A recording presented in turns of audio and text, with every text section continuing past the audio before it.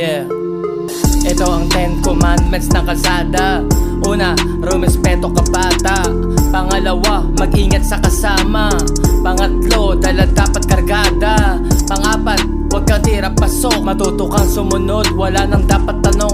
Panglima, dapat pakiramdaman. Dapat ay alisto ka, kaliwa o kanan, harapan man o likuran. Huwag kang maging garapal, huwag mo gawing natural. Magbalik ka ng butal para di ka mautal. Mga verse ko ay brutal, resulta suma total. Literal na lirikal, nilapat ko dyan sa mic. Pang-anim, ingat baka suwagin, kaya piliin mo kasama mo sa team. Pang-pito, rumespeto at gumalang sa mga veteranong biyasa at sa kalsada. Pang-walo, sundin ang martial law. Kung ayaw mong hatawin ka sa ulot magdugo, sumuway mabibigo, kaya wag nang tangkain. Sumunod na lang sa palatuntunan ng the king. Number 9, ride or die.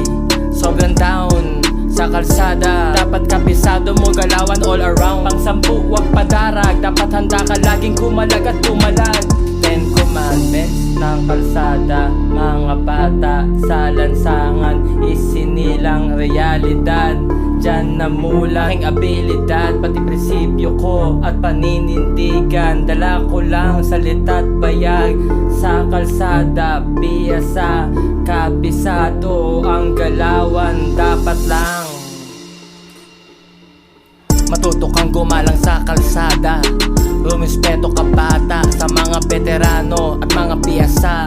Dapat bata ka palang marunong umasa. Maging natural yung asta, huwag kang magpanggap kung gusto mong tumagal sa laro, sa lansangan. Kabataan alalayan, huwag mong turuan ng kamalian. Kung di ka para sa kalsada, huwag mo nang pagpilitan. Kapag nahuli ka, huwag kang magtuturo. Pag nakahitit na, huwag nang magtuturo. Kapag natuto na, huwag magpakapusok. Magsalita ng totoo para iwas ka lumunok. Handa akong sumuot kahit sa butas na karayom. Handa akong lumusot, naranasan lumubog, pero pilit lumangoy sa karagatan ng buhay, doon nagpatangay.